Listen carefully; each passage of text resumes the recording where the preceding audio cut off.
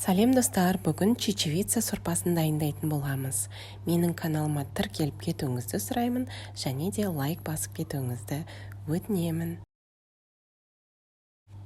Қайнап тұрған суымызға етімізді салып, қатты отта қайнатып алып, бетіндегі көпіріктерін алып тастаймыз. Одан соң крышкасын бетіне жауып, етіміз дайын болғанша қойып қоямыз. Осы уақытта чечевицамызды суға салып, жуып аламыз. Ендігі уақытта зажаркамызды дайындаймыз.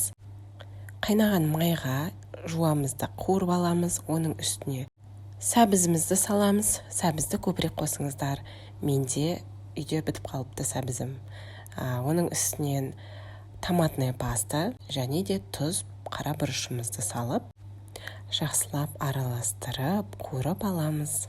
Картошкамызды осындай кішкене бөлшектерге кесіп дайындап қоямыз. Сорпамыздың тұзын қарап, үстінен тұз қосып, арғарай бұқтырып пісіреміз етімізді. Мінекей, етімізде дайын болып қалыпты. Етімізді шығарып, басқа ыдысқа салып қоямыз. Ендігі уақытта сорпамыздың үстіне чечевицамызды жуылған қосамыз. Мендегі қызыл чечевица, бұл чечевицамыз тез дайын болады. Сондықтан барлық ингредиенттерімізді бірге бәрін қосып салып тастаймыз.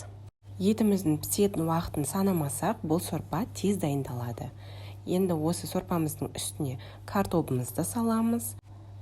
Қуырылған жуа мен сәбізді қосып, жақсылап араластырып, картобы дайын болғанша сорпамыздың бетін жауып қоямыз.